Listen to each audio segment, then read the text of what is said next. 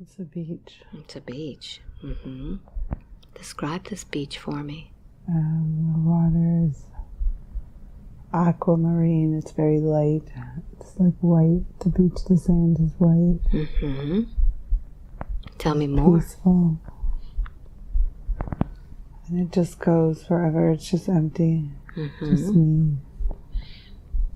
What else do you see on this beach? Look around.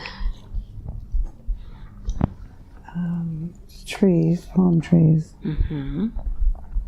Rocks. Look out at the ocean and tell me if there's anything out there, anything of interest to you. I don't see them, but I hear the dolphins. So I'd like for you to go ahead and call the dolphins towards you. Allow those dolphins to get close. And as those dolphins get close, I'd like for you to begin walking into the water. Imagine yourself as you walk into the water. And tell me when the dolphins arrive. Oh, they're ready to come play. So go ahead and begin your descent into the water, and you'll be able to breathe and feel at ease. And as you do this, I'll adjust your mic. So go ahead and tell me what you're seeing, what you're feeling. What's happening there? So I'm just holding on to their fins, and they're just like I could instantly breathe in the water. How many dolphins do you see? 3. 3. So I'd like for you to connect telepathically with these dolphins and tell me what they're saying to you. They're saying they need more time. We need more time to play. So go ahead and play with them.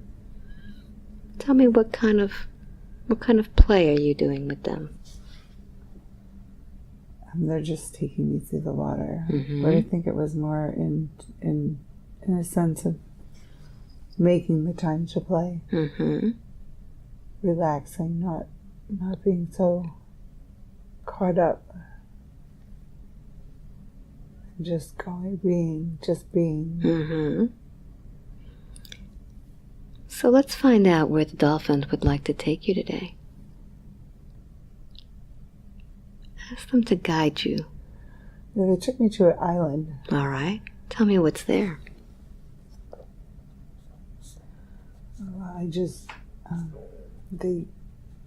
It's Atlantis, I guess. That's what they say. That's what I hear. All right, so describe what it looks like. It's just lush and beautiful. It has like a pyramid or a monument in this. Like I see a big, like limestone pyramid. And it feels so peaceful. Are you on the island now? Or are you still in the water? I'm in the water. Look around. What else do you see there? I see boats. People fishing. What do these boats look like? Are they? They just almost look like a simple, like what a paper boat would look like if you just made a paper sailboat. They're just really simple. And what do the people look like on these boats? They're dressed in white. Tell me more. And they're just casting their nets, but it's more magical. It's not. It's like it sparkles. The water sparkles? No, the net sparkles. The net's shimmering. I think it attracts the fish. It's funny, they said it changes the vibration. It does. Yeah. What makes these nets sparkle? Energy. And love.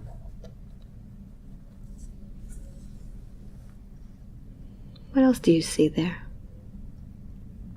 I see kids playing. just being free, like frolicking in the water. Not so, it's not stringent, it's not regimented. It's more free play and learn through living. I think they have class time, but they don't, it's different. It's like they get downloads, but they're much more time to roam and to explore. I see them exploring. What are they exploring now? What do you see? Like shells on the beach and just like little crabs, you know, they go down in the sand. Tell me more. What else is there? I feel like there's a group of people waiting for me to come out of the water. All right. So go ahead and come out of the water, and as you do, I'd like for you to focus on yourself and tell me what you look like as you come out of that water. What does your body look like? It's slender, and I'm a female. I feel like almost like I want to say in a toga of sorts, but that's wrapped with like a sash about. But it's all white. Everything's in white, and my hair's all done up, like up. I don't know. It's funny. Is it decorated? Very decorative. They've been waiting for me. What is your role? What do you do there? They said I'm a priestess. What name do you go by? Sarah. When I say the name Sarah, does that resonate with you? It feels distant.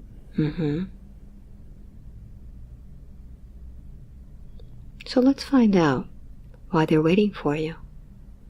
What's the occasion? They learn a lot from me, and not like I don't teach them. I like talk to them. They like just to talk to me and hear about what I've done or my experiences.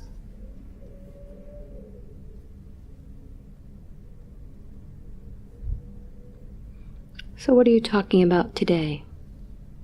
Kindness. Fill me in on your lessons.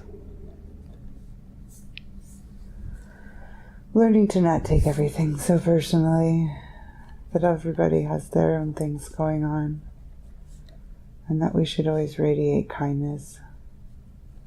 Listen to their story.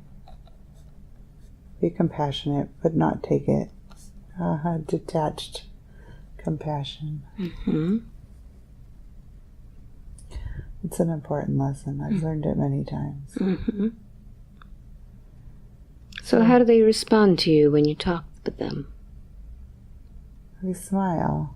They just seem to glow and be happy.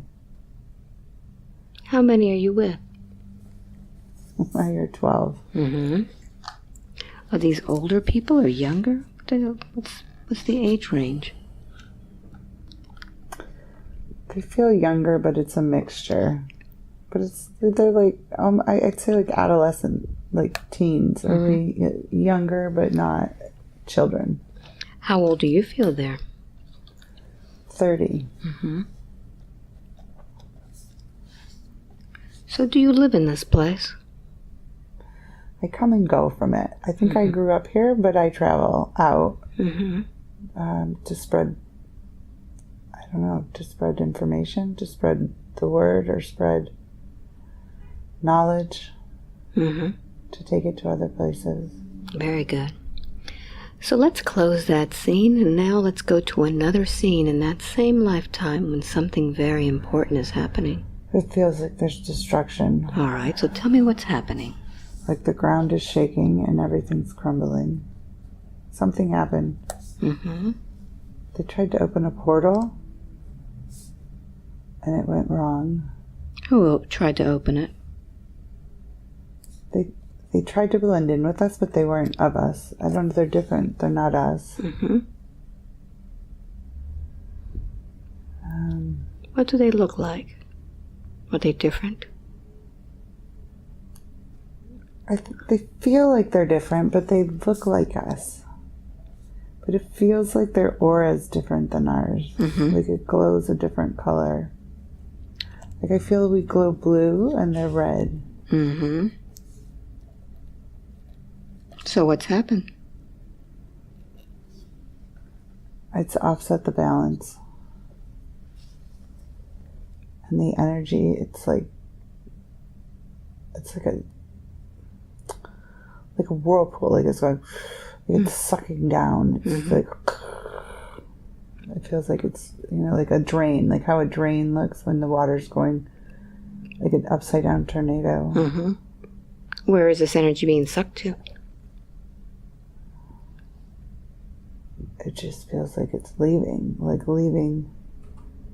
It's like they purposely did this. They purposely wanted to pull all the good energy out, and they're sucking it out, like out of this dimension, out of this, like it's not here, it's leaving. And they're putting it somewhere else on purpose. How does that make you feel?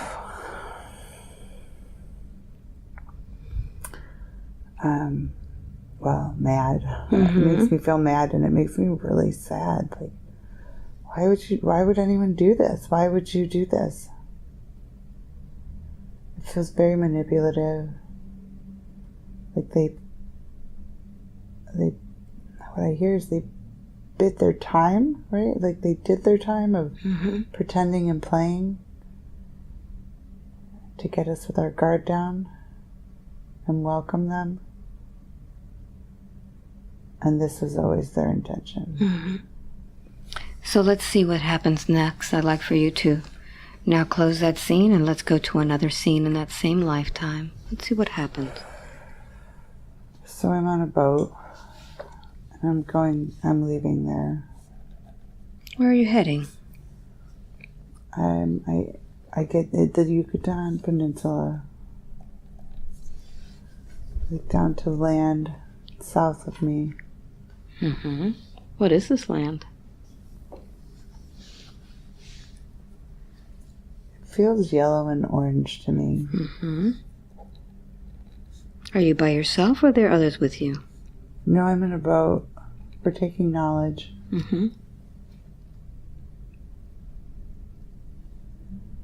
Like, my boat feels green, but that's the energy of the people in the boat. Green? Yeah, so it's like there's different people in different boats, but we all have different colors. Right? So one boat's like, they're yellow. And one boat's they're blue. And my boat's green. Are you radiating green? Yeah, it's like the boat is not, the boat isn't green, but the people, the energy in the boat is green. Yes. Okay. So let's see where you go. I feel like we're going up a river inland. Like we want to hide. And we're all dispersing and going different ways. So each of the boats goes a different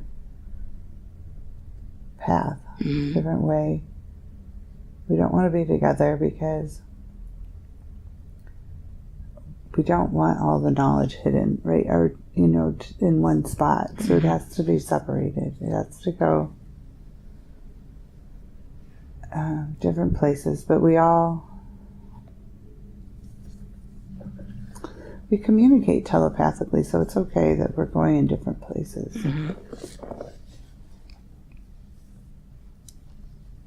So where is your group going? It feels like into the jungle. To set up camp. So let's find out what happens next. So I'm in a village, and what I see is we've set up life in a village. But I don't feel safe. I'm still not safe because I can telepathically see that others have been found. Like we were pursued. So we have to go further. We have to go deeper. We have to pull up camp and go further. We have to move more. Keep moving. Mm-hmm. But it's weird because we're so connected to the land. So it's the birds that guide us. Like and they show us where to be sheltered, like where it's safe. I feel like we go behind a waterfall. Like we're not going to be so much in the open right now till it calms down. What's behind that waterfall? It's like a giant cave. Mm-hmm. But it's hidden by the water. So you wouldn't just see us, right? Because before we were kind of in the open off of the river. But now we've gone in really deep. So we can stay here and it's safer. So we're not seen. We're not found more. We can be... The animals, the land can see us, but we don't want these beings to see us or find us. So I feel cloaked behind the waterfall. Mm-hmm. Like we can shield. So do you do anything in this cave? Well, we live in the cave. I feel like we paint on the walls.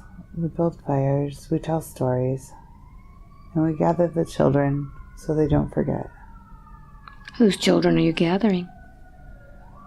The green ones, the ones that came with us. Mm-hmm. Everybody was separated based on their aura.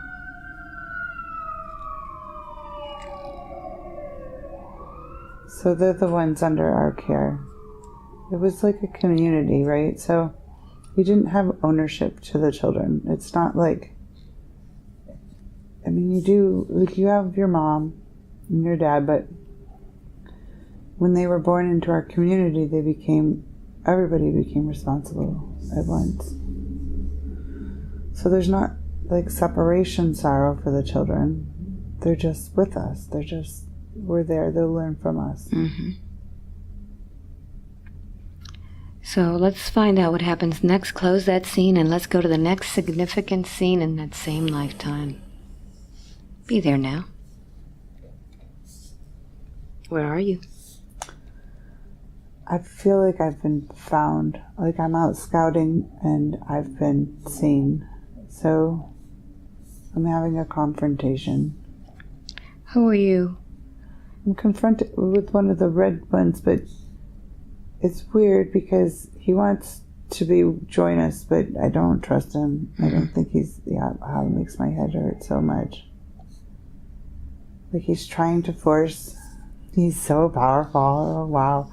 So he's trying to plant seeds in my mind to trust him. That's why my head hurts. But I won't. This time, no. So I'm going to lead him away. Take him somewhere else. Do they look the same as you? They look the same, but they're not the same. Mm-hmm.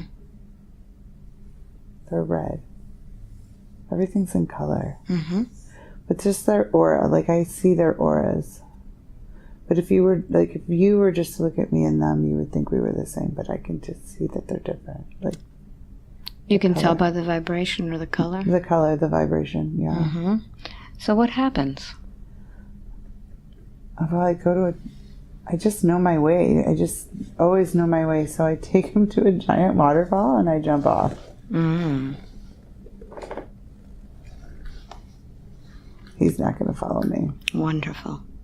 So now let's close that scene and let's go to the next significant scene in that lifetime. Tell me what happens. I'm older and it's peaceful. Mm-hmm. Look around. Where are you? I feel like I'm up in the mountains on a plateau. And we've had a very peaceful life here. Are you by yourself or are there others with you? No, I'm surrounded. I'm an elder now in the village. Mm-hmm. So they care about my stories. I tell a lot of stories. Like sharing the wisdom of the tribe. Mm-hmm. And who we were and what we've gone through and what we lost. Have you assimilated to a different tribe or is this the same group? we've joined tribes over. So it's some of the same, but there's others there. So we've kind of mixed in and found some of our people, and we're with new people too. Very good. So now let's close that scene. Let's go to the last day of your life in that lifetime. Be at the last day. And tell me where you are. I'm laying in a bed and I see a golden cord. Where is this golden cord? Where does it come from? It's coming from the sky. And it's like if I take it, then I'll just go home. It's peaceful. So go ahead and take that last breath and follow that golden cord and tell me what happens as your soul leaves.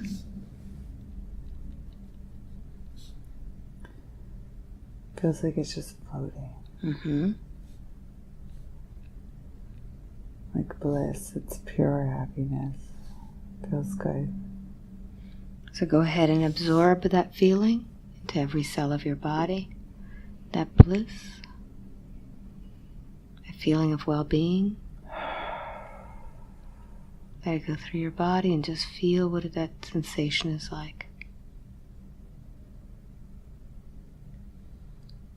And now that you've been in that bliss, let's find out the next available life that has information for you. I'd like for you to go ahead, close that scene. Now let's go drifting and floating to another time and another place. Be there now. Where are you? I don't really know where I am, but I feel like I'm a slave, like I've been imprisoned. All right, so focus on your body. Tell me, what do you look like?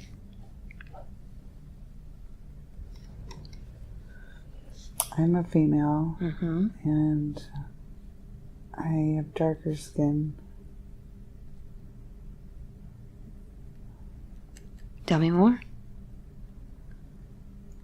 I have dark hair, but it's all wrapped. Mm-hmm. It's like wrapped in a cloth or something on my head. I see myself washing my face in the water, like a stream, like I'm running, like I've gotten away, but I hear dogs barking. Mm-hmm. What's happening? I'm trying to escape, and I'm running. I don't know if I'll get away. There's just... It feels so like the dogs are so close. So I'd like for you to pause that scene, and let's go back in time to find out about the circumstances of where you were enslaved. Close that scene and go back to when you were enslaved and see yourself there. Be there now. I'm on a ranch. Mm-hmm. And the work is hard. What do you do there? Well, I'm cleaning. I feel like I'm scrubbing clothes. Are you male or female? I'm female. Mm-hmm. How old do you feel there? 15. Mm-hmm. Tell me more. It's just so sad. It's just a really sad, heavy, because I'm not supposed to be here. This isn't my path. It's just like I didn't sign up for this. What is this? What do you call yourself in that life? Joanne. Joanne, what year is this? 1300? I don't know. Dressed your first impression. How are you dressed, Joanne? Like in rags. Simple. Dirty. Like everything's dirty. My hands, like my fingernails, everything's just, my face, I feel dirt, grit. Joanne, I want you to go ahead and tell me what's happening there. What leads you to want to escape? They torture and rape us.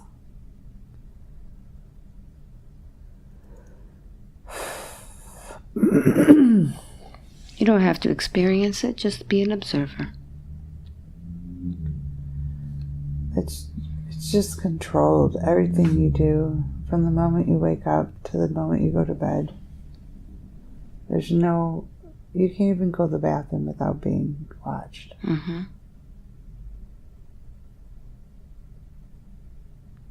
What is this place? Where are you? I hear the Sahara. Mm-hmm.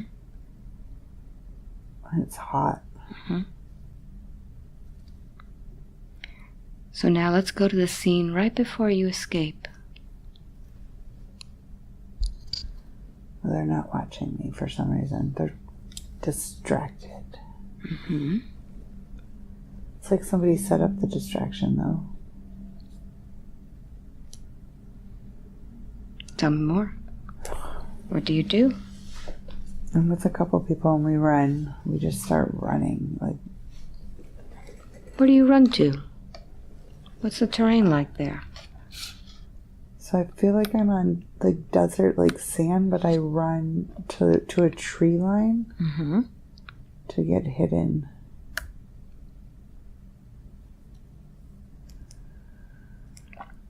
And then what happens? I'm trying to... I don't even know which way's right or left. You know, I don't know up or down. I don't know where I'm going.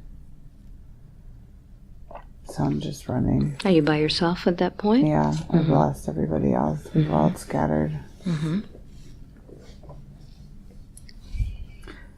So I'm trying to get in water. I'm trying to find water. It'll lose the scent of the dogs if I get in the water.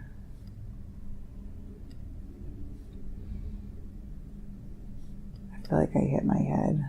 Mm-hmm. What did you hit your head on? Like a rock.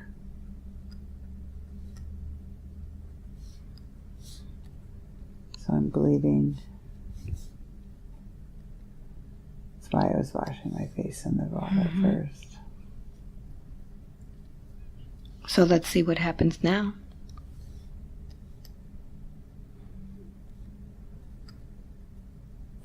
I feel like they catch me and they drown me. Too much trouble. Mm-hmm. Too much more trouble than I'm worth. That's what they say. So I'd like for you to transition out of that body, leave that body behind, and as you do, tell me what happens to your soul. Where do you go? I go to like a regeneration center because it was so sad and heavy. Mm-hmm. Describe this regeneration center. I just see beds and I'm laying in a bed, drinking a fluid. It's like having PTSD. Mm-hmm. And I just have to calm down. Who's there with you? I feel like they're higher spiritual beings, but they're, you know, like attendants or nurse. I wouldn't say a nurse, but it would be like that. Like just overseeing and calming us down, calming me down. I mean, there's others there, so they'll calm the others too. It's like having night terrors. Mm-hmm. What happens while you're there? I just see myself painting, Mm-hmm. like rehabilitation. Is this what you do to feel better? Paint? It's to clear the memories of the experience of the life. So we have the paintings calming. Mm-hmm. It's the colors that change it, the vibration. So the place where you paint, are there others with you? Are you by yourself? There's others there doing it, but it's not like I'm with them. I'm on myself there. Mm-hmm. In my own space doing it. Take a look at what you're painting and tell me what it is. I'm painting the waterfall I jumped off of. Mm-hmm. And I'm longing for that feeling. So as you look back at that life, as you're painting it, what was the purpose of that lifetime? Good question. It's to be flexible Mm-hmm. and allow things to change and not hold on to the past. Mm-hmm. What lessons did you learn from that lifetime? How to let go Mm-hmm. and trust. Do you think you did a good job on that one? And that one, yeah. Mm-hmm. So let's go to life as a slave. What was the purpose of that lifetime? To show me the error of my ways. Mm-hmm. What were Careful those? what you choose. Why did you choose that lifetime as a slave? So I felt like it had to do with trust and trusting the wrong people. Mm-hmm. Discernment, lack of discernment. What did you learn? To be wary. To question more. Trust myself. Mm-hmm. Trust my intuition. I knew better. So what lesson did you learn as a slave girl?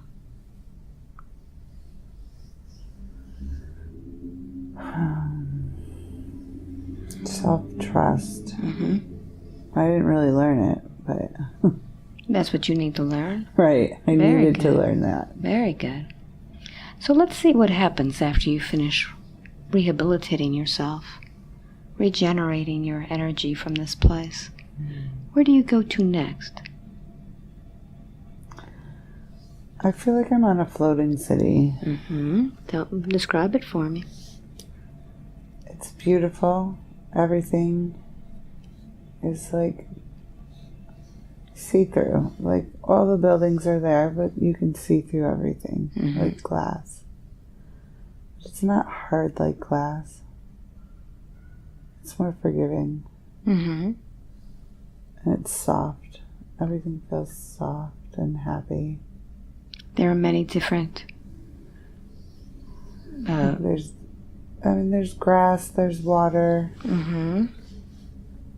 but there's lots of buildings. It seems that this is where I go to school. Mm-hmm. So let's find out what you're learning now.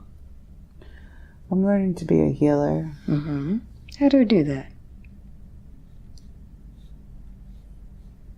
I trust what I hear within. Mm-hmm. And I sort through the distractions and I stay focused.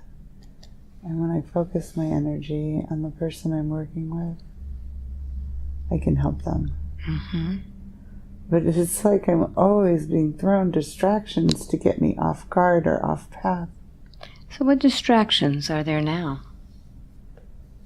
It's just like clamoring or people arguing, trying to get my focus shifted. I just laugh and send them some happiness. Mm-hmm. Very good. It's about learning to focus my energy here. So they're always throwing different events. Oh, it's interesting. So they want to initiate a response. Mm-hmm. Let's see how that's done. Oh, they try to anger me.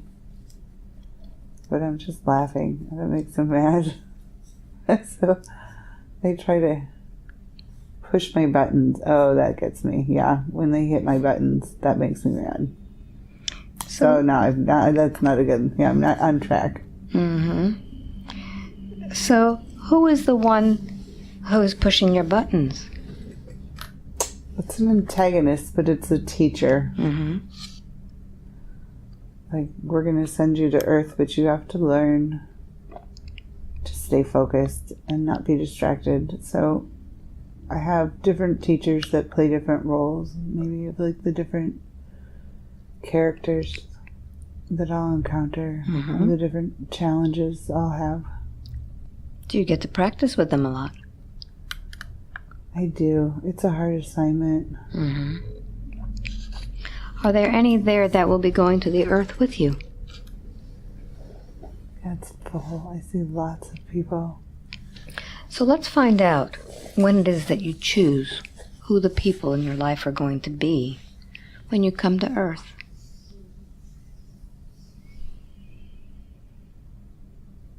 It's more like we're magnetically drawn to each other, or we have similar lessons to learn. Do you have a contract with these people? Yes. Mm-hmm. We agree to help each other. Okay. Have you done this in different lifetimes together? Some yes, some no. Some are new. Some are familiar. Very good. Now, the lifetime that you're preparing for now, what are you going to next? I'm going... It's a small town. And I meant to help and to heal. It's really challenging because anybody who's gifted, like, they're scared of them. And they attack them.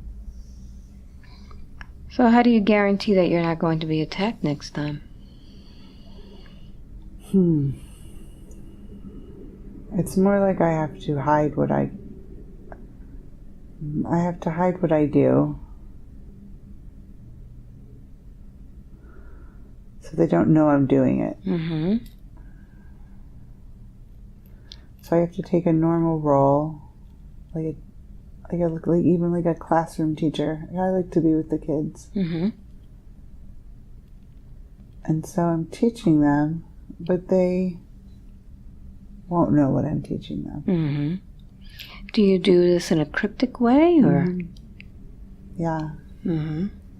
So I'm opening their gifts, but they don't even know it. So let's go to the moment before you go to that next lifetime and tell me who's there with you as you leave that area. I see my brother.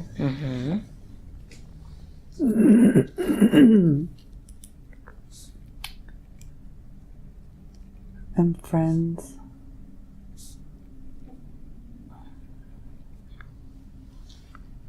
What is the agreement that you have? To stay hidden. To stay hidden. And what is the purpose for staying hidden? Because we have to change the vibration. So it's not about being seen or acknowledged, because that won't serve us in this experience. It doesn't serve the highest good.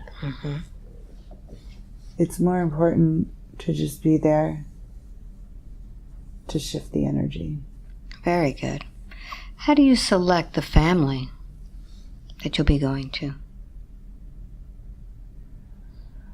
I picked a family that's full of love. Lots of love. Like, the wife loves the dad, the mom loves, and there's just love. Wonderful. So let's go ahead and go to that lifetime. Leave that scene behind and now go to that next lifetime and tell me where you are. On a jumbotron. Tell me more. I feel like I'm like in the military or something, like I'm gonna parachute out of a plane.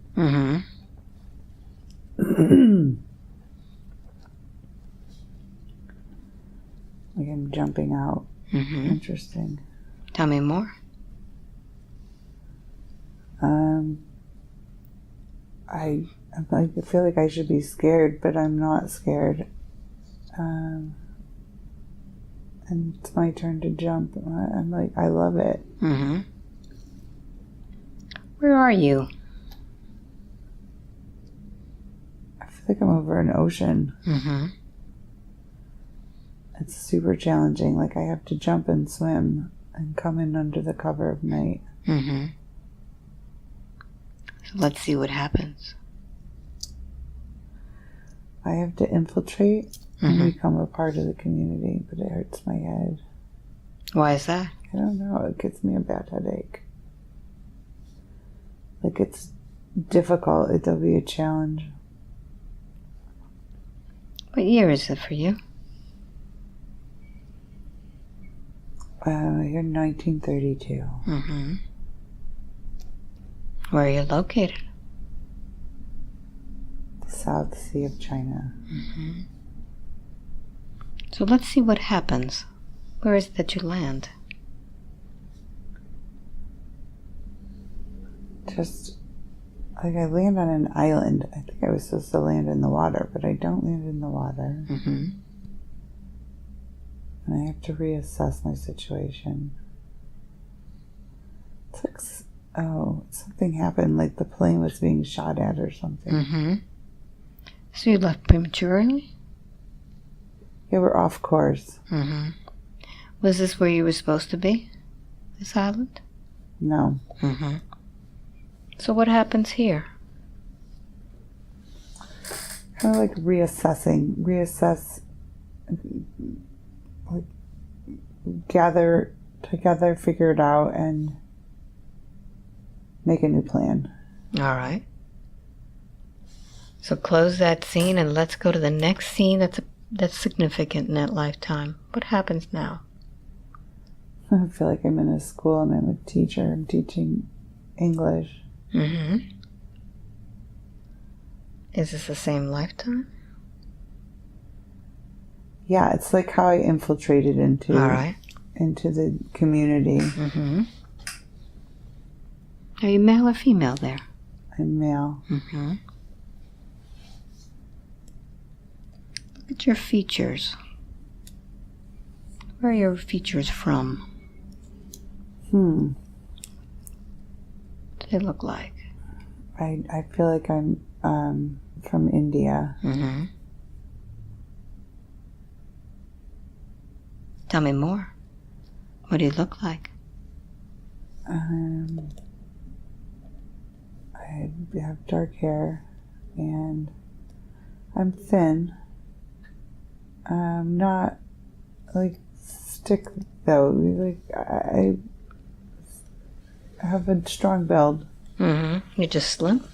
Slim. Mm-hmm. I think this is because I eat well. Mm-hmm. I don't know where that's coming from, but it's something about the food that I eat. But I'm here to get to know the land, the people, what's really. It's like we've been told lies or something, and so I'm the infiltration is to get to know the people, to know the story. Mm-hmm. What else do you see there? Anything else? I just always see children. Mm-hmm. What do you go by in that lifetime? What's your name? It starts with an S, but I can't pronounce. I don't know what that. All right, not important. So close that scene now and let's go to a next significant scene in that same lifetime. So I feel like I'm back home and I'm being debriefed, and I'm like the people that I was with didn't know whatever was being told to us. These people that wasn't true. Mm-hmm. It wasn't. These people weren't experiencing that, or weren't like that, or didn't have hatred or anger. Or mm-hmm. Do you feel that you changed the way they think? I feel like they've changed the way I think. Ah, okay. So how has that changed your life? More compassion. Mm-hmm. Open mind to others, to other cultures, other people, and not worried so much about I want to say like what the government story is, or whatever's being told. It doesn't. Don't listen to that. That's not what the people think. Mm-hmm. So having more openness and compassion to getting to know the people. Very good. Is there anything important in that scene anymore? No, I just can't get the people above me to understand. All right. But other no. All right, so let's close that scene, and now let's go to the next significant scene in that same lifetime, and tell me what's happening. It's funny, I'm married, but I've moved my family back there because I liked it there. I wanted to raise my kids there. How funny. It wasn't what they said it was. I liked it there. Mm-hmm. I got along with the people. Very good. Anything else significant from that scene? No. Okay. So now let's move to the last day of your life in that lifetime. Go to the last day. I feel like I was poisoned because my jaw hurts really bad. Like it's in my bones or something. You can just see it as an observer. You don't have to go through that. Just see it, observe it, and let's see what happens to your soul. What happens? It's like my soul gets trapped. Mm-hmm. Where does it go to? Where is this trap? So I see myself going through a tube. I'm kind of like, it's like sludge. I'm just kind of dropped out. I don't know why. But this isn't at all what I'm used to. Why did this happen? Let's follow that sludge and see what happens. Where do you go? I feel like I go into a cavern. And it's really dark in there. What do you do in this cavern? I hear I'm getting a mind wipe. I'm getting like a memory wipe, and now, like I've been taken prisoner. And I'm going to be used for missions. So they're wiping my mind. Let's find out who's doing that. See it as an observer. And you'll be able to retain the memory part from the mind swipe.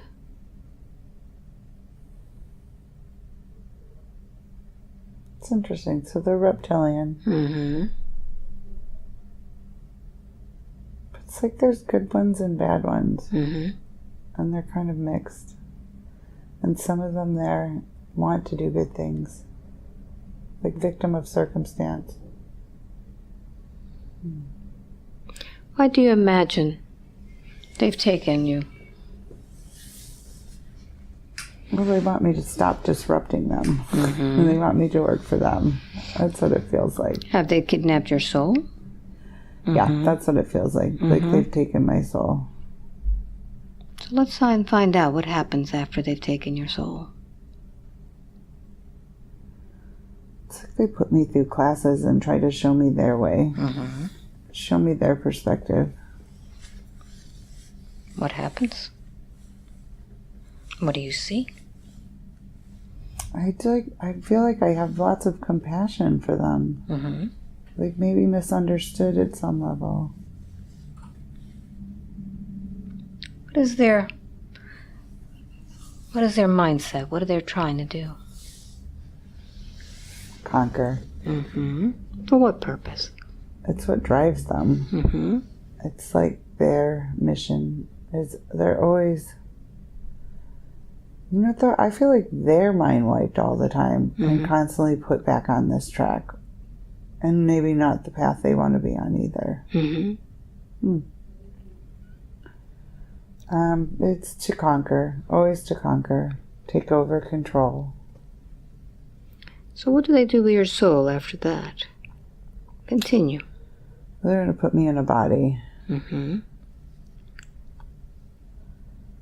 Let's find out what body that is. it feels like a very poor vagrant. Like they're going to put me into a lower, it's like moving me into a lower vibration. Mm-hmm. Like almost like a caste system where I'm at the bottom of the caste. Mm-hmm.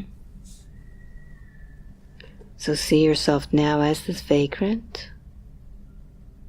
Tell me how old you are. I'm 12. I'm just trying to eat. Mm-hmm. It's a hard life. But I always feel like there's this light within me, so I'm always seeking it, but everything comes hard. Mm-hmm. Go ahead and fast forward through this life and tell me what happens there. I feel like I become a monk. Mm-hmm. Because I can't handle the poverty and the darkness, so I seek a place of refuge. Mm-hmm. So let's stop the life there and find out a little bit about this monk's life. Where are you?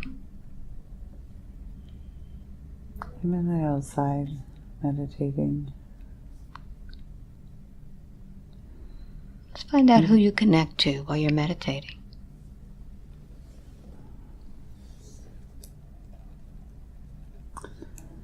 I hear Metatron. Mm-hmm. It's like I can regain I've regained some of my memory of who I am. Mm-hmm. How is Metatron helping you? Like clearing the amnesia. Helping me remember. The meditation helps tremendously. Mm-hmm. It helps me rebalance. And process the traumatizing life, like the trauma from the childhood. I feel like there's always a dark force after me, though. It's interesting because it feels like they're mad that I didn't. You always get away? Didn't take. Mm-hmm. Like they didn't sink me low enough or something.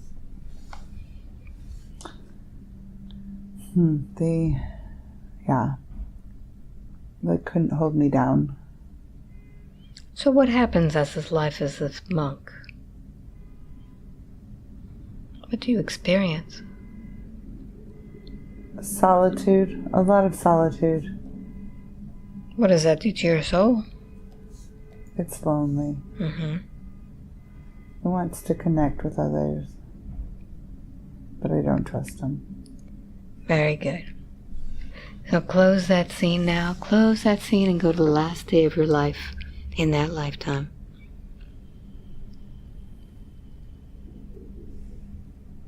I'm a very old man. I'm blind. And I'm ready to go. All right. So see yourself on that last day. Taking your last breath, transitioning out of that body.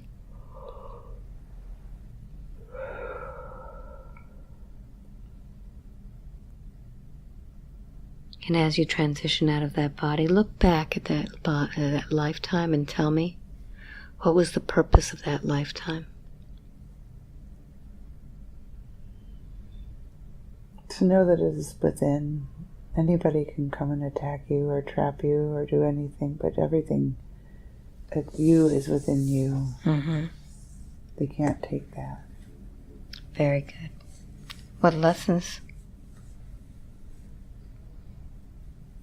The same lesson I can't learn. Trusting myself. Mm-hmm. Trusting others. Very good. So go ahead and allow that man to continue on his journey. And take a deep breath in now. And let me speak with your higher self. Do I have permission to ask questions today? Yes. Thank you very much. I know you could have shown Amanda many different lifetimes today, and you did. Would you explain to her why you showed her this life of Atlantis? She wanted to know where the sorrow came from. Mm-hmm. The deep sorrow. So is the sorrow from her losing? It's from us all losing. Mm-hmm.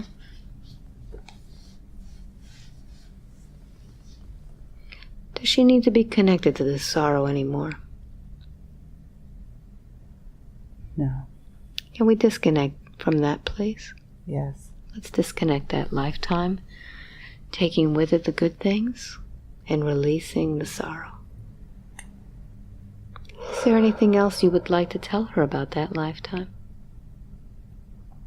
She did the best she could do. Mm-hmm. It was hard to know that this was what was coming. So how did she change in that lifetime? What changes did she make? She stopped trusting. Mm-hmm. Is that where the origin of it all was? Yeah. All right. So we don't need to be connected to that anymore. Allow that to be disconnected from her. And the next thing that you showed her was a life of a slave running away, getting caught, drowning. Why did you show her that life? That's what happens when you don't trust. Mm-hmm. Is she not trusting in herself? Who was she not trusting? She didn't trust herself. She didn't listen to herself. Mm-hmm. She knew better.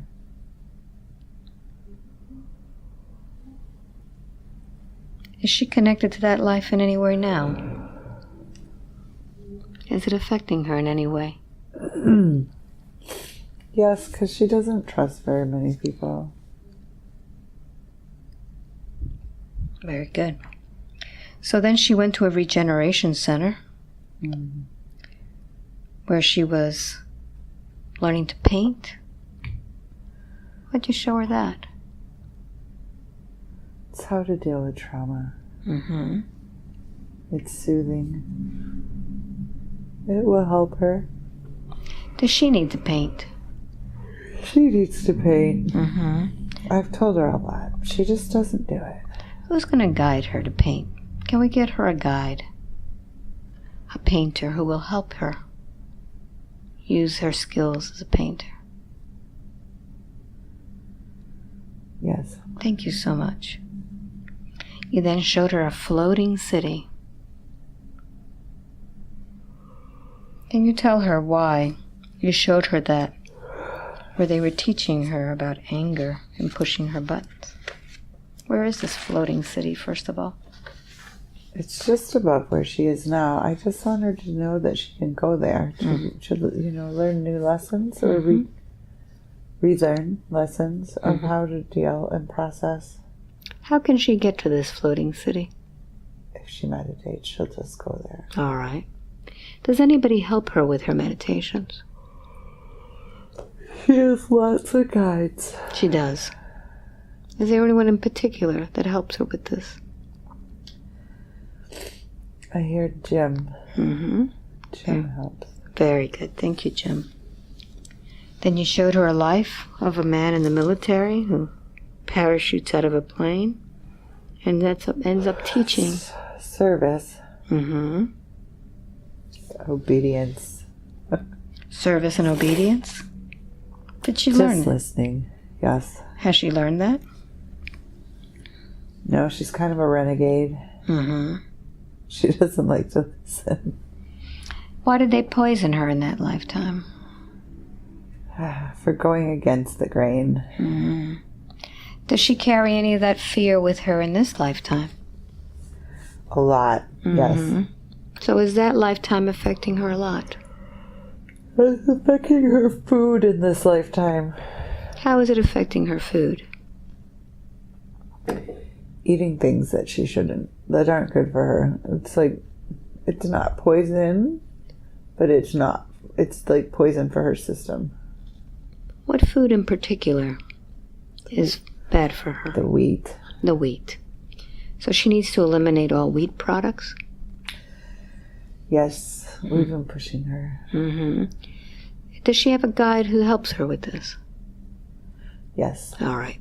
I'd like to thank that guide and continue working so that she doesn't eat any wheat. What about the life between lives where reptilians kidnapped her? What happened there? It was a good lesson Mm-hmm. to not judge everything by a cover. But don't judge a book by its cover. Mm-hmm. So what would you like to say about the reptilians at this time? Is she still connected with them in some way? Yes, but not how it seemed in that life. It's more like helping them. Mm-hmm. She's helping. She needs to help them? The ones that are ready to leave, yes. Mm-hmm. How many are there? There's lots. Mm-hmm. So how can she help them leave?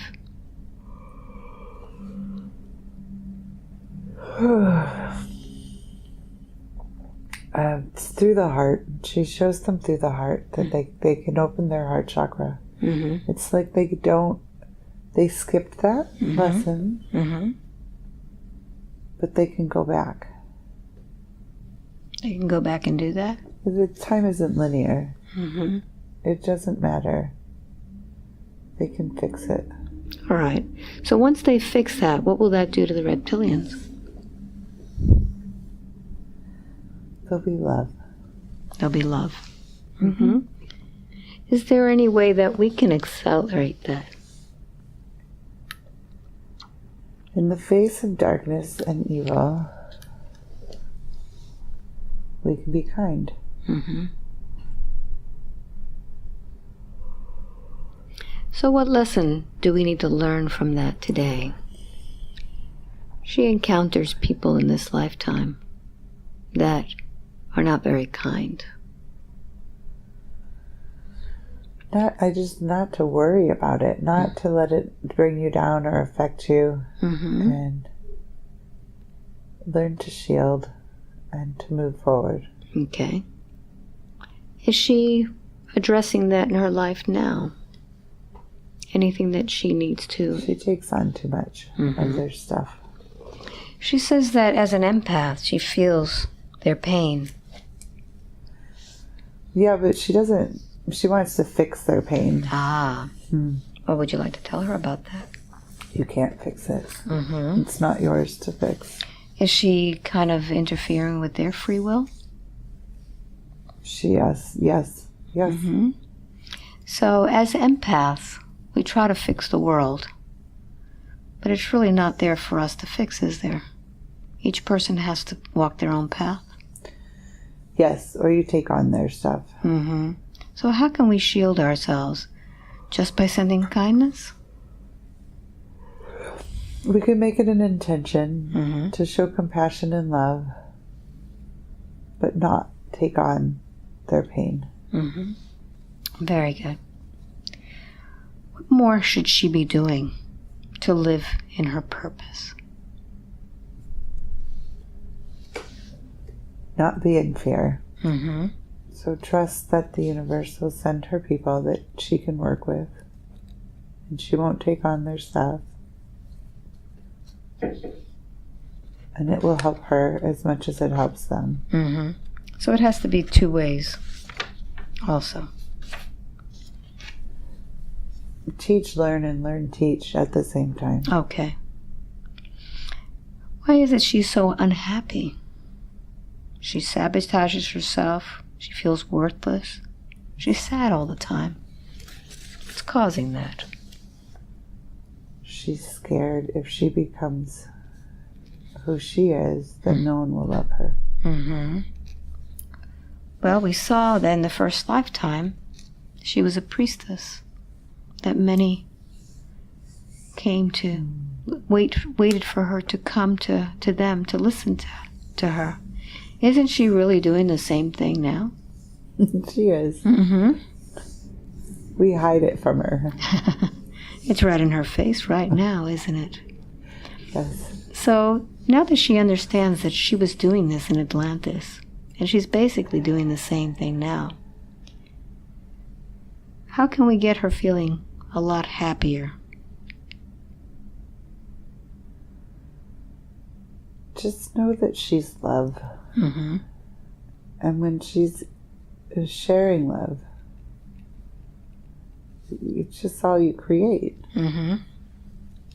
And not to worry. When she says, funny, when she puts her foot in her mouth, they need to hear it anyways. So don't worry about it. So those times that she feels embarrassed that she said something and possibly offended them? She's channeling. She's channeling. So she needs to allow that foot to go into her mouth and just allow it to come out the way it is? Yeah, and not carry the burden of it. Not apologize for it? Right. But not, it's like she takes it home and beats herself up with it. Okay. She needs to stop. We've been teaching her to say, let it go with grace and ease. So now that she understands this, does she need to continue to sabotage herself? She shouldn't. No, it's time to work. All right.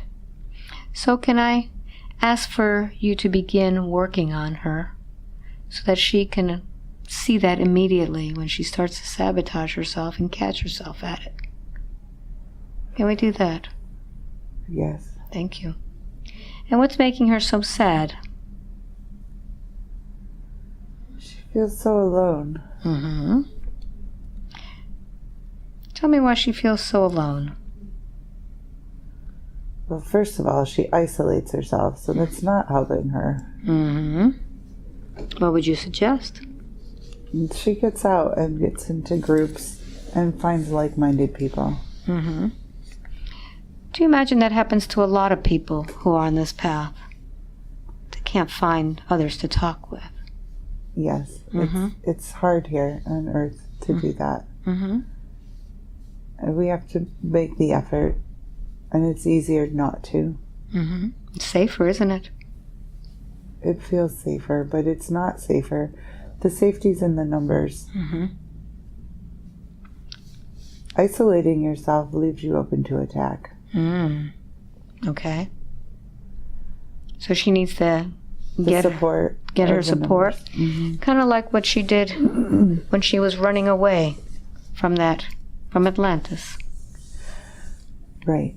And use her discernment. Trust her discernment. Sometimes she wants things to work when she knows they shouldn't work. Okay, good. Now, she told me that she had a lucid dream in which she was told repeatedly that everything is within the major arcana. Yes. Can you explain to her in detail what that is? The cards show the path of least resistance. So when you work with the cards, it shows you how to navigate the challenges that are coming, and not to fear the challenges, but be prepared, because when we have preparation and we have knowledge, then we're not acting out of fear. We're coming with wisdom, and wisdom is what is the light is within the wisdom. Knowledge, information, it helps to make better decisions, better choices. So what tarot cards are best for her to use? She's been using the angel cards. Would you like to tell her about that? They're parlor tricks. That's what she needs a deck of just the tarot, or just the major arcana. She has her decks mixed. So she needs to separate the deck. I think the deck she has will be fine for her to use if she separates it. But I know she wants a deck with the Fool. I don't think that's in her deck now. So find a deck that's more aligned to what's... She likes the deck in the Law of One, because we broke out a lot of information in the Law of One in Book 4 about the cards. So find a deck where the Fool is the last card. All right, so the Fool has to be always card number... For her. For her. Not for everybody. Okay, but for her. Because that's how she came to it and learned about it. Okay, good. Otherwise it won't feel authentic to her. She says that she often feels that she's talking to someone or receiving guidance. Who is that? Her higher self. but she can pull in others at times. Mm-hmm. Are these that she pulls in beneficial for her? Mostly. Mm-hmm. But how do you know if someone is not helping you, that you're pulling in? It doesn't feel right. It feels off. There are many people who channel, for example, and they say that they're channeling a certain person or a being. How would you discern whether that one is really giving you guidance? She needs to always ask for them to be of her highest good, and for her to serve the highest good. Not just even her highest, but to serve the highest. Mm-hmm. So there should be a ritual for her when she begins? She should use a ritual. Okay, to good. clear the energy. I know she sages a lot. Mm-hmm. This helps clear the energy. Mm-hmm. She should hold her citronite crystal in her right hand. Okay, good. This will help her. Wonderful. Can you tell her a little bit about the event? What is it? And is it really it's going energy. to... Mm-hmm. It's a burst of energy. But it's not just one. It's like ever growing. Mm-hmm. It feels like it'll happen at different times for different people. What will they feel? Elation. It's like a wave that rolls over you. Does it last? Or is it just momentary? It feels like it comes and goes, but it feels like what it does is it takes like a lens off so you see clear. There's more clarity. Mm-hmm. It's based on your vibrational frequency and where you are in your soul's growth. And what happens to you is based on your path, on where you're going. I don't know. Mm-hmm. So would it be logical to say that some people have already been through the event? Or has that not happened yet? It's complicated based on your timeline. Okay. It's a turning point for people. Mm-hmm. So in some ways, it's experienced by all at once, but we're in separation here. So there is different times that people experience it, if that makes sense. It's hard to... Well, she asks about that, about positive timeline or negative timeline. Are some people on a positive and a negative timeline? Does that exist? Yes. There'll be different, there'll be splits. So tell me a little bit more about that. Can There's you explain? separation. Mm-hmm. Based on your color Mm-hmm. and your attunement, you'll have different experiences.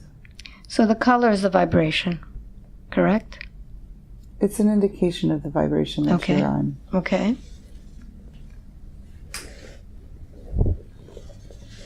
So can we switch if we were on a negative timeline to a positive one? Is that possible? Can we change our vibration? You can change your vibration, but it depends where you are on the scale. So I can't say that you could go from negative, like 95% negative. You can switch, but you may not make the harvest, this one. Mm-hmm. But that's okay. It doesn't matter because time only exists here. Okay. It's endless elsewhere. So this constrains the soul's thought in this form, makes them worried or fearful that they get stuck. But there's no being stuck. Mm-hmm. It just is. So you can change your timeline. Well, you're saying we can change it. Will there be a split at any time? For example, will there be multiple paths based on your vibrational frequency? Yes. Okay. She's been told there's 3 of them, positive, negative, and neutral. Is this true? They exist, but there's more. Okay. Can you tell me about the more? There's many shades of gray, but there's many colors, right? So the rainbow is like dispersed. So, I don't know how to explain it. It's 3 main paths, but there's different shades on each path, different gradients, different rays, different trajectories. Do they all go to different places, or they're similar? They'll go to different places. Okay. So someone, for example, going on a positive, they'll go to the new earth. They'll go to the new earth. Is anybody on that new earth already? Yes. There's many there, and guides and people ready, waiting to bring on the new people. Okay. Are these humans that are on the new earth? They're higher dimensional humans. Okay. What about the negative path? Where does that go? It's dark. Sorry. The dark side? Yes, it's a dark path. Now, if someone were to go on the dark side, what would they experience? Manipulation of others, how to control. It's more service to self. But there's no judgment. There's such a misunderstanding. There's not judgment on the path that you take. So there's no good or bad? It's not like that. No, it's not broken out, and that's too simple to say, because there's lessons that a soul, so say maybe a soul goes to 7th density and took the positive path, but decides to recycle and go the negative path, because there's valuable lessons on both sides. So there's too much judgment of it and too much misunderstanding. So it's difficult to channel that information through because it's distorted and judged. Okay. She wants you to explain the harvest described in the Law of One. Can you do that? We showed it to her in the test tube. It's like, it's soft, it's gentle. It's not like what they're trying to portray. I know the question she asked. It's not like that. Well, she wants to know if it's like the movie Jupiter Ascending. No. That isn't what the harvest is. So but they tried to distort that. She wants to know if we must be at 51% positive to be harvested. For the positive timeline, you have to be over 51% positive, but everyone will harvest, but not on the same trajectory. So you could go negative. It breaks out into the paths. Okay. What happens when someone, for example, has a loved one and they're on a different path? Do they disappear from our reality? If the harvest comes? How does that work? Yes, but there isn't a loss felt if that happens. Okay. It's I don't want to say it's a mind wipe, because it's not that, but there's a greater understanding if a soul goes a different way. It's okay. It's not like how in human form, like when someone dies, right? And there's deep sorrow and loss. It's joy and love for that person finding their path. Like it feels like elation, like you would never want to compromise that soul's journey, ever. It's their journey, right? And it's a great in the harvest. There's clarity and understanding, so there's no judgment of or fear. There's just an understanding of it. It feels like there's clarity and there's recognition that soul had a different path than yours, and there's only one, so it's okay. You'll see him. Just to some extent, I don't know how to explain it. Isn't that the way some people in some societies view life anyway?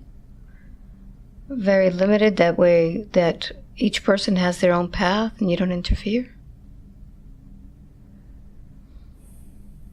Yes, but that's not been her experience. Okay, good. Are we living in some sort of a simulation? Yes. Mm-hmm. How does that work? The white light is distributed. Mm-hmm. And it's for completion of lessons and growth of soul. We choose it. It's not bad. Meaning it's not... You're not...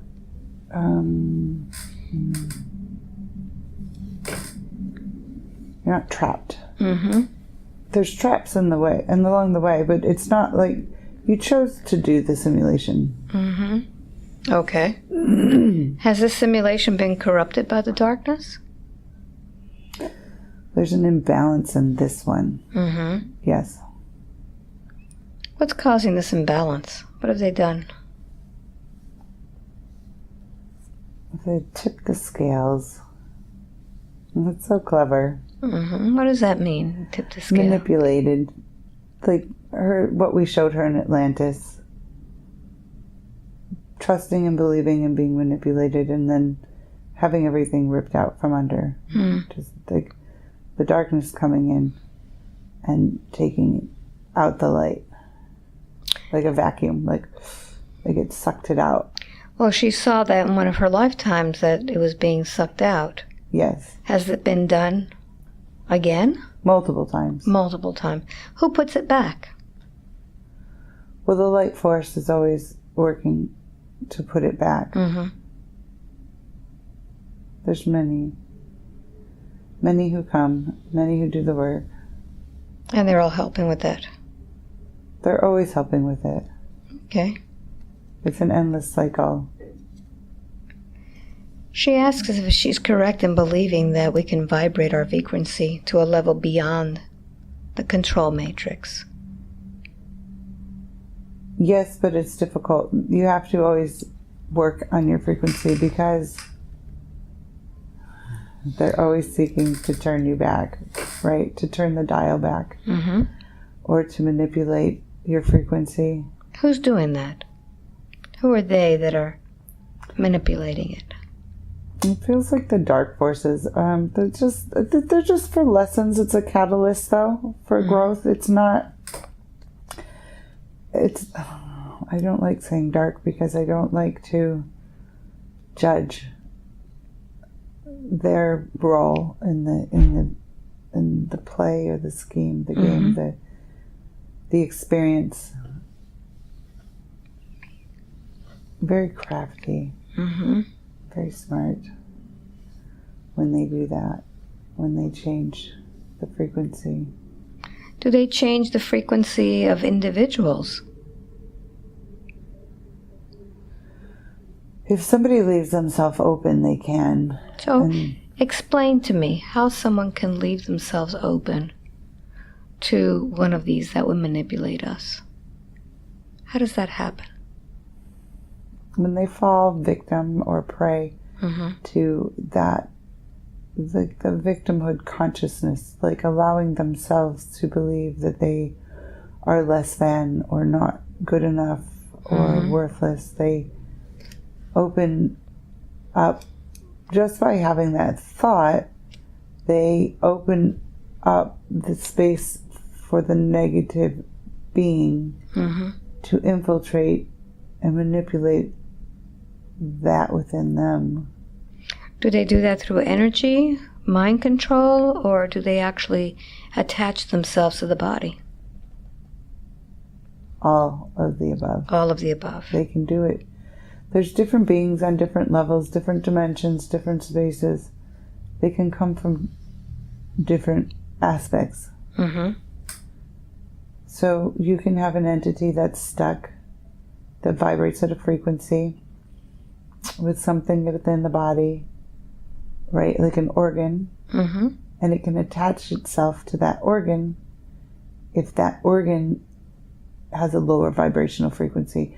So it doesn't, like, your being, your body could vibrate at a high frequency, but an organ could become imbalanced. Mm-hmm. And then within that organ, there could be entity that manipulates. So it could be considered like an illness or a disease? Yes. Okay. So how can a layperson, someone who doesn't know much about attachments or entities, how can we get rid of these ourselves? Is it possible? How do we kind of raise our own vibration to release them? First, you must become aware that that it exists, Mm-hmm. and open your mind to the possibility of other realms exploring or being open to you that you are unaware of. Mm-hmm.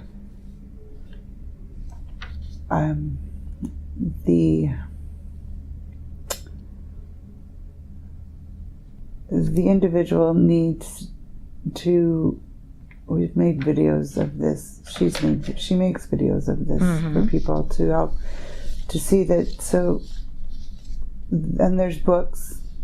She uses a book that she shares always with people that help you identify the emotion that's trapped, the negative vibration frequency that's trapped within the organ.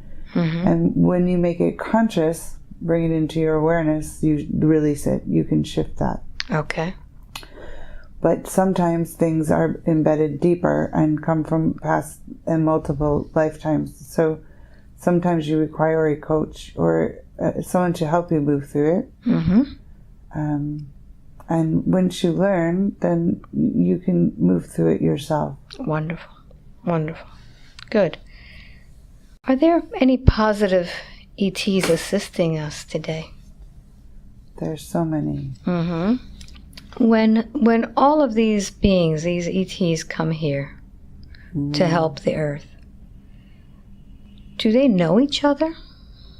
Have they agreed to all come at a certain time to work together? Well, it's not a time specific in linear fashion. It doesn't work like that. It's more, the Earth is not ready.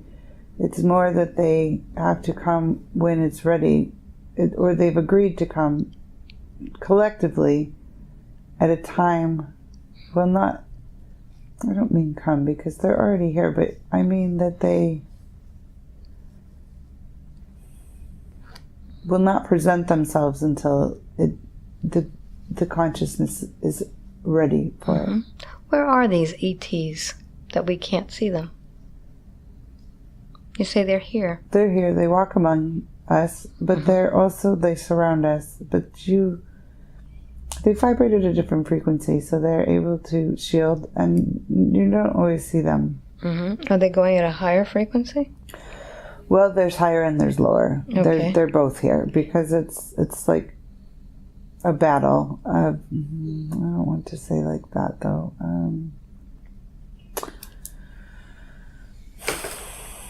I want to say it's an orchestra of events, many different instruments, right? If you see it in that sense, then there's many different beings and they all play different tunes. Okay. And all the tunes are necessary, the high, the low. Collectively, it creates a song, a tone, a frequency, a vibration. So collectively, they work together. Even though it seems that how can a low vibration work with a high vibration, but they do. It's kind of like a chorus would have highs and lows? Yes. So you would need some in order to balance it or make the harmony? Yes. You can't have one without the other here. Right. People need to let that, I don't know, there's so much confusion with that. Can you explain that a little bit more? So it's out of balance. That's why there's frustration. But it's like a melody has to be created, and the balance will snap into place. Okay, good. So as humans living in this time, what do we have to do in order to snap into this with them?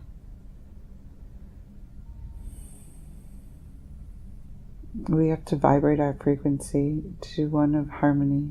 Okay. And so we are disharmonic when we allow the negative always in, right? Like the negative thoughts, the negative patterns, the negative information. It's tuning out the dark, negative thoughts. The imbalances with how much darkness there is. So tune it out. So it's not important to know what's happening everywhere else. What's happening where you are? What are you doing? What are you affecting? Who are you changing? Who are you being? Not what is happening elsewhere. We don't want to say that you shouldn't have compassion for others elsewhere, or that you shouldn't send love there.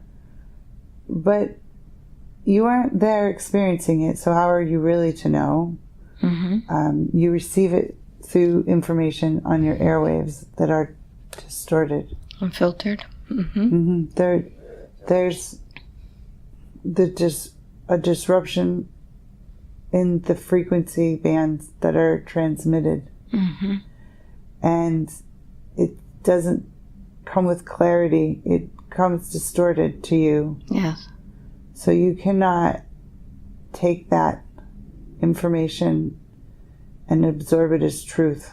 You need to stop that. Everybody needs to just like turn it off. Turn off the news. Turn off the distractions.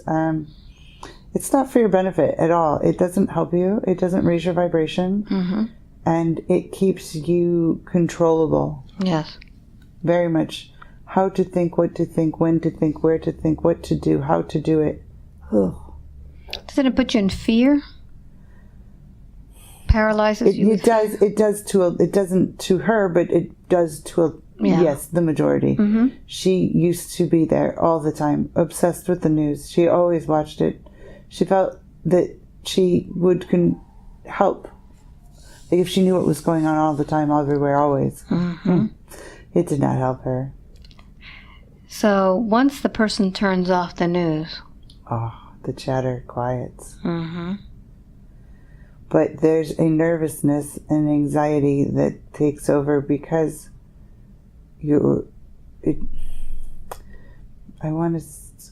don't know how to explain. It's like taking a test tube and shaking it up, and it's all mixed. Yes. And that's how you are, like wiry. So it takes time. This is do you want to go into nature then? When you turn off the news, you need to ground and settle and go into like nature to rebalance, because it's like your cells have all been shaken viciously, and they need to you need to let the dust settle. Does that make sense? Yes, and the best place to do it is to ground yourself in nature. Allow nature to... Yeah, but maybe like you just live in the city. That's okay. Touch a tree, right? Right. Or just touch the ground with your bare foot. It isn't possible because they've moved so much of humanity into these cities, right? There's so much moving into the congestion of the concrete. That people feel paralyzed but just look up. You see the sun, you see the sky, you see a bird. Yes. That is distortion. It makes you think that you can't connect in the city, but you still can. So you can find it. You can find grass. Very good. Who's giving the synchronicity of numbers? What's all about? Everybody has the questions. Why am I seeing these synchronistic numbers? Either their birthdays or a sequence of numbers or... So to understand the universe, it's spoken in numbers. It's a mathematical. It's a mathematical equation. Mm-hmm. So what do these numbers mean? You see mean? the patterns of the numbers, and the more numbers you see strung together, the stronger the pattern, right? So the more in sync you are, the more connected you are, the more the divine is speaking through you and to you. So we would say it like this: you study, if you study or are aware of Emoto, I think that's his name, with the water. Dr. Emoto. Dr. Emoto and his water crystals, right? So when there is a high vibration and the crystals solidify into a beautiful shape, they are synchronistic. They are in harmony. They are divine. They are connected. But when it is a blob, right? This is just like everything is disrupted. Yes. It's not connected, so the numbers don't form patterns. They don't sync. This is disconnection. This is disharmonic. This is paddling your boat upstream against the current. So when you are seeing the numbers, you are in the flow, you are in the current, and you should trust. So today, she was very late. She didn't think she'd make her appointment here. And we showed her so many numbers. And she kept doing the wrong thing. And doing the wrong thing. And then she switched her navigation system. And it was funny because then she was running two at once. So they were both talking at the same time. And it's confusing. But when she switched her navigation system, she was taken the right way. And then the numbers flowed. So it went from the ones and in the beginning, and then when she got close here, it was all nines. Very good. Very good. Well, I was telling her that story yesterday that I was on the airplane and saw the 111s and 333, and when I landed, I saw 333 again. So it's a lot of people are seeing these numbers. And when you talk about Dr. Emoto, we are all water. So does that have anything to do with us solidifying ourselves into crystal? Are we becoming crystal clear? More so, yes. So things you can do to help. The water you drink. So we collectively, I know that sounds weird when I say that. So we had her put on her water tanks, even in the filters in her home, love. And written right on. We can absorb this. You pick up a bottle, right, and we know you're worried about the fluoride and what's in your water, but love right into your water, right, just through your hand, just through you. Before you take a sip, it will change the water. It's not difficult. It's not challenging. You just simply need to make it your intention to do so. And it will shift the water you absorb. So then you take in more light. And the more light you take in, the more information that you will take in. And then you go on the path of seeking. So then the more you seek, the more that seeks you. So it's the same thing, the learned and you kind of mentioned that already. That's the law of one, yes. Learn, teach, learn. You can't learn without teaching, and you can't teach without learning. They are symbiotic. They require each other in all lessons. And we, humans and society, like, they've tried to separate it, right? You only teach or you only learn. You always learn and teach at the same time. It's one. Very good. There's no separation. Would you tell her why she's here on this planet at this time? To raise the vibration. She chose to be here? She's not imprisoned here? A lot of people feel like they are. She was imprisoned, but she chose to stay. Okay. Because that is a trap of the mind, of thought, just if that makes sense. So that once she vibrated to the frequency beyond that, she chose to stay. It's always a choice. The choice can be hidden because you don't realize that you have a choice. There's always choice. So why is she here now? To help. To help. Is that why a lot of people are here? Most people are here to help. Mm-hmm. They can get distracted and distorted on their path, but it doesn't keep them from emitting the frequency that they came to emit. Okay. Is she from Earth or is she from somewhere else? Elsewhere. Elsewhere. Can you tell her where it is? The Clarion region. Clarion? Mm-hmm. The Clarion call is to heal, to help others, to be in service, always. Mm-hmm. Are there many from the Clarion region here? No, not as many. No. They come from, I don't. They come from everywhere. It's a collective.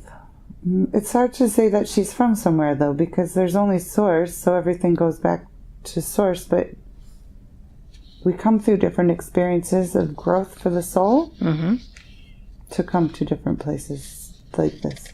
Okay. Good. So it's like there was training in the Clarion, there was training in the Arcturian, training in Pleiades, and different systems beyond here that help to spread the light. Okay. Was there a call from Earth to A call went out, yes. Who called out? Was it Mother Earth that called out? It feels like a collective. A collective. But Mother Earth is at the heart of it. She requested assistance? Or not? She seems to be on her own. What I've heard is she's pretty powerful. She's very strong. Very, very strong. It's not like... This is what I hear. So it's not like... It's just like it was time. Okay. It's not like it's a call for help, but it was just... The call was, okay, the time is now. Okay. Come now. Kind of like labor. You have to... Yeah, like... It's an ascension of the planet. The souls are ready to graduate, which is the harvest. There's confusion, many different names, but it is time for that to happen, and there's no judgment. Okay. It doesn't matter what you do. It doesn't matter if you graduate or you don't graduate. It doesn't matter if you stay or you come or you go. It just is that's where this space and reality is now. Okay, good. Thank you very much. Would you do a body scan on her, please? And let's find out how her health is at this time.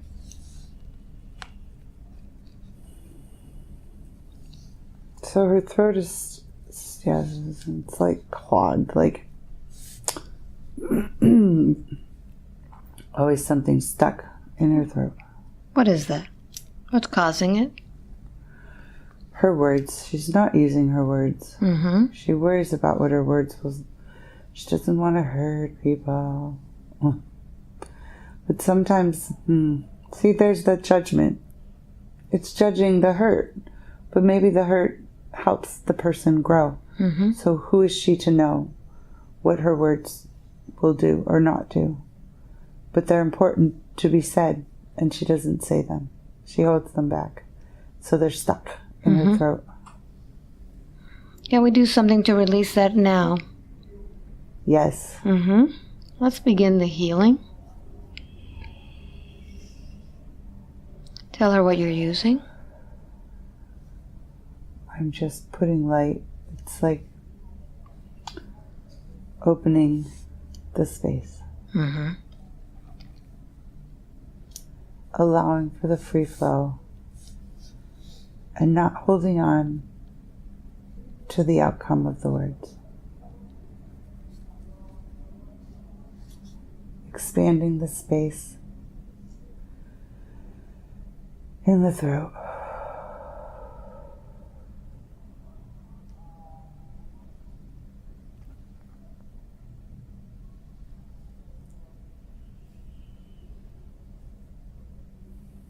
and vibrating it to a higher frequency.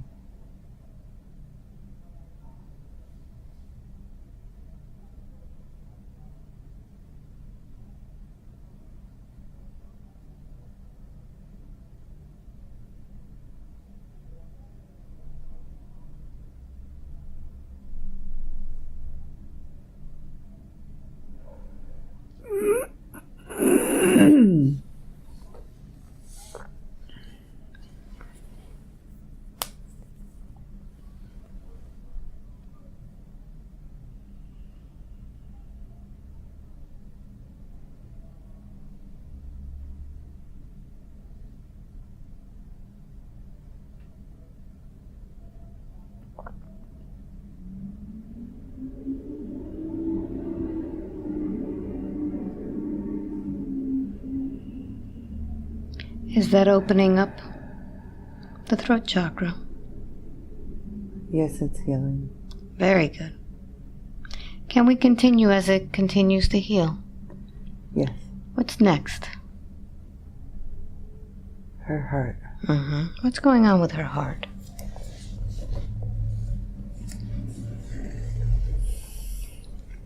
It's like putting boulders over it. And Why is she putting boulders over her heart? she's scared Mm-hmm. to feel love. Can we use rose quartz today to begin the opening of her heart? Yes. Very good. I'm going to place some rose quartz on her heart. And begin using your light to remove those boulders.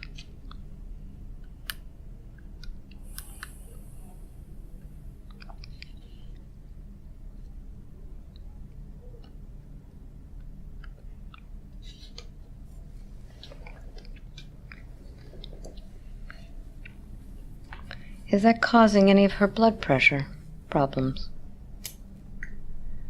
Yes, because she holds on to everything. Mm-hmm. She takes everything on. Mm-hmm. Does she need to do that anymore? No. Mm-hmm. Can we release that now? She should release all of it. Mm-hmm. It's a disservice to others.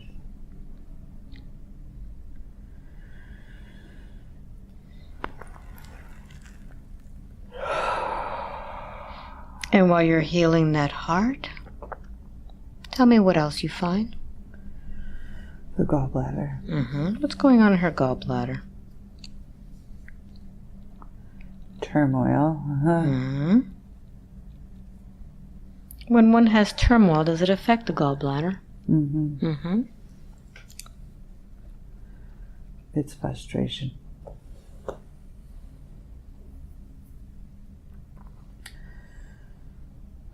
So what are you using on her gallbladder? Just releasing the trapped energy. Thank you. Not taking it all on anymore. Stop it.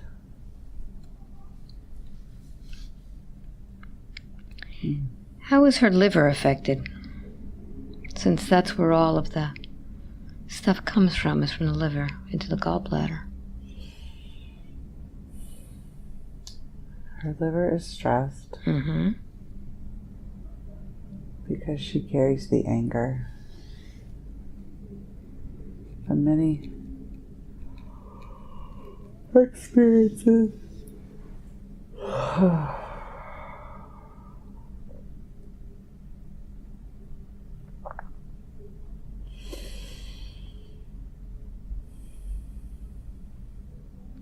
So we just want that to let go. All right. When you're done, I'd like to assist by removing all of that. Please. Mm-hmm. Tell me when you're done with your scan. Checking her kidneys. So the kidneys feel like sponges. Mm-hmm. And it's like absorbing all the... She's trying to absorb the fear. Why in God's name would you do that? What would you tell her about that? Release. Very good. So I'm going to go ahead and put my hand over her heart. And as I do, I'd like for you to go ahead and begin removing all of that stress, all of that fear, everything you've been holding inside. Go ahead and begin removing it, releasing it, letting it go, and sending it to the universe for healing. Allow it all to come out of every cell of your body and all of these organs. All of that trapped. Everything that's trapped in there, pull it out. And tell me when I have it all.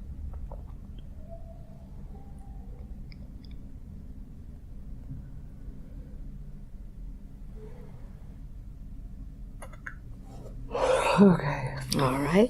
So I'm going to send that to the universe. What would you like to put instead in its place? Now that we have clean organs without all that trapped energy. I'm going to put pink light in there. Let's put lots of pink light in there. Feel that pink light coming in from the universe. Feel it coming in like a fire hose, filling up all those spaces. Every bit of your being. Fill it up with that beautiful pink light. And I'm going to touch your forehead and let's seal that pink light in, allowing it to continue, illuminating it, going through every cell and healing it. And tell me if there's anything else that you find in her body, or is she doing okay now?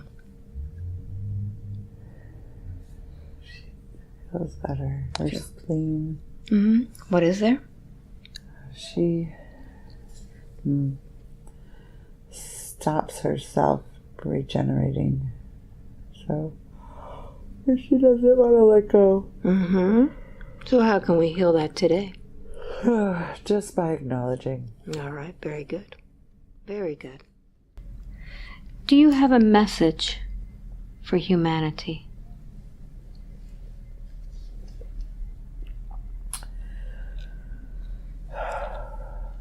Be vigilant and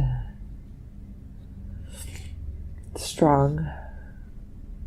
Nothing is written. Everything can change. Stay on your path of light. Keep pushing for knowledge. Keep seeking the truth. And the more that you seek the truth, the more that will be given to everyone. Be patient with those who don't want it and respect their journey. But don't let that dissuade you from your path. Very good. Do you have a final message for Amanda? Just love yourself more. Cut yourself some slack. Stop beating up on yourself. And just let go and have fun. Enjoy the journey. Stop worrying about tomorrow. Be today. Do you have any advice or message for me today?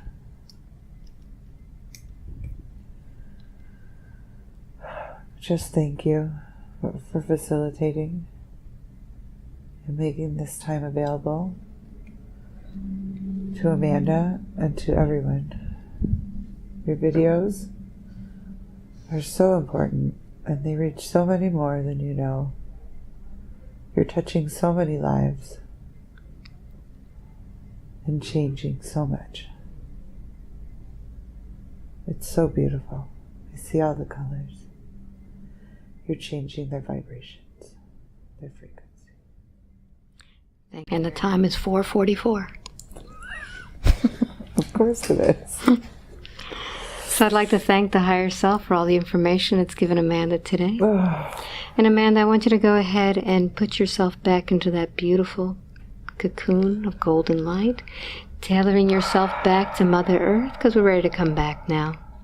And while you enjoy that beautiful sensation, I'm going to count from 1 to 5. And with each number, you'll be waking up more and more.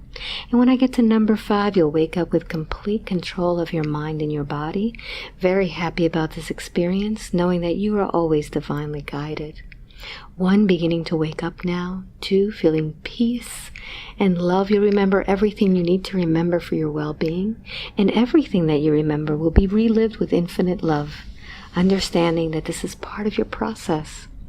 3, tonight, and each night when you go to sleep and put your head on that pillow, you will sleep soundly and deeply until the next day, until the normal working time.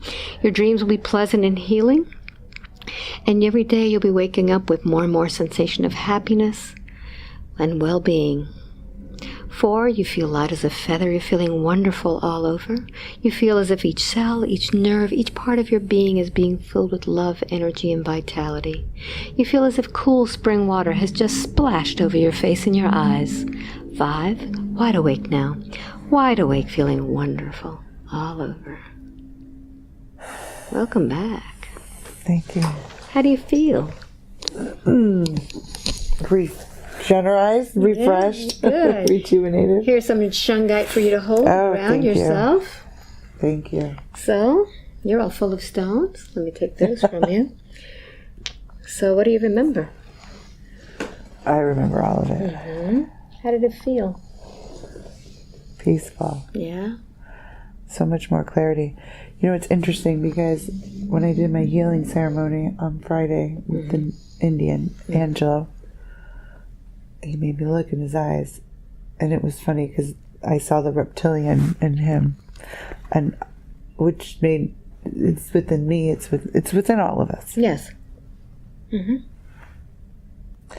So I saw more of that. Compassion and blending and seeing, oh, we're just playing role. We're just playing. Yes. Mm-hmm. We're just playing. It's amazing. So you want to share this? Okay. We're going to take out some personal parts of it. You see a lot more than what you say. Yeah. Because it's too much. It's happening so fast. Yeah. So much. You did fantastic. You did a great job. Oh, my God. So now you're a veteran. How do you feel? Good? Your body? Oh, ready to tackle the world. Okay. So how are you feeling? It feels like a whirlwind. It feels good. I feel so much clarity. So this was a really beautiful session. I mean, you were, it just flowed very beautifully. You were connected so well. Yeah.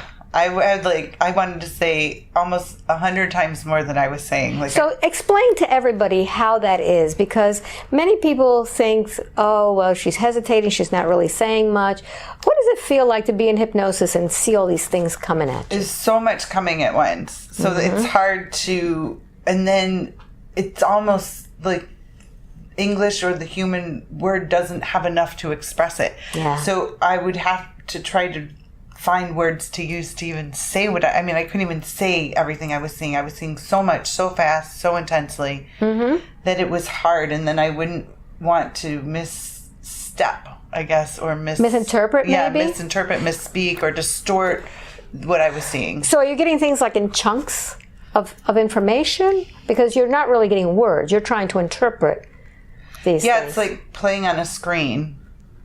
But for you, it was actually playing on a screen. Yeah, and I could see a lot of things at once, and I could see, especially with, I think it's so essential to understand that we don't really understand what's going on. I don't know how to mean that. It's understand that we don't understand. Right. We misinterpret. We create in our mind how we see it to be, and it's not. And it's just not. It's just not that. And I think I have so much greater clarity. Yeah. Of the darkness, the darkness and the light, and it really is one, and it is the catalyst is for our benefit and our soul's growth. And, they mess with us. They play and they laugh. And then on the other side, we all laugh together. Oh, you got me. That was good. When you were saying that about the light and the dark, I was thinking about how someone would paint a face. You have to have light and dark. It's almost like like a labyrinth, or but it would be circular, and every other line but they would connect. So the light would connect with in the dark, but they interchange. Yes. Yeah, it's interesting. So how did it feel to be in hypnosis? What did it feel like? Because you meditate a lot. Right? Well, or not? I do and I don't. I channel. You channel. I channel. Okay, so explain to everybody what channeling is to you. Channeling to me is bringing in higher wisdom and information without necessarily receiving it in a book. So I get downloads, and sometimes it confirms something I've read, or sometimes I read something that confirms a download that I get. So was this session like a channeling session for you? Or a little bit differently? It was a little bit different because I was guided, and it wasn't just me. And I want to say that I could feel that battle of sometimes the ego wanting to come in, and I'm like, oh, go back to So what did you do? What did you do? Go back to Alva's voice. Okay. And I went back to you and tried to, and especially in the beginning, a million things were flooding me, but we did where I turned all those thoughts into butterflies, and then I just let them fly away. Wonderful. And then I instantly because I could think of the billion things I have to do after this, or that are going on with my life while I'm not part of it, and that was distracting me. So off the butterflies went. And do you feel that when someone channels, there could be some interference? There can always be interference in the signal that you're receiving. So always seek to have your highest connection. Yeah. And that's what I do here, and that's why I like to do the interviews afterwards, because when I am doing a session, I'm channeling. I am receiving information. I put myself in a very, very relaxed state with my client when I first start these videos, with sessions.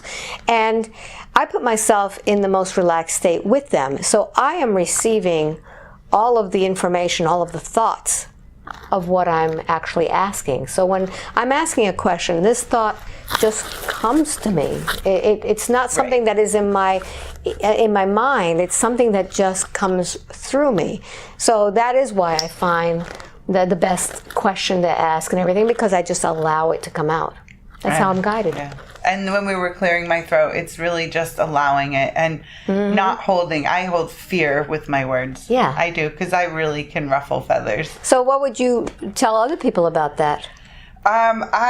So while I was doing that clearing, I just was praying that it comes out with more grace and ease, and that it comes gentle for people. And that's something we can create with our intentions. Exactly. And I was putting new intentions into that space, not coming out with harshness, but so that people can receive it. Kindness. And kindness. And compassion. You can say something to somebody, be very honest, but you can do it with kindness. You can say things in a very kind way. You don't have to yell. You don't have to be. Oh, you probably won't. They won't listen to you if you yell.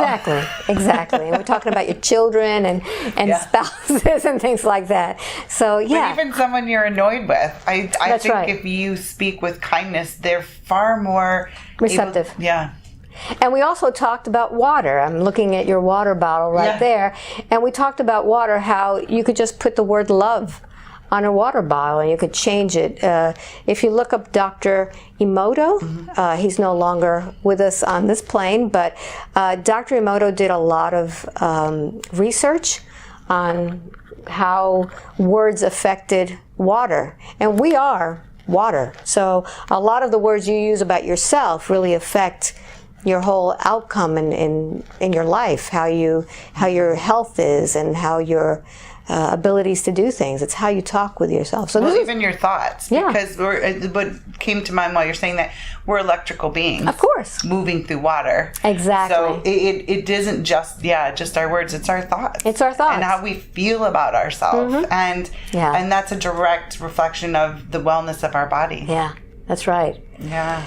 So do you recommend this for others? I highly recommend this for others, and I would love to become a practitioner.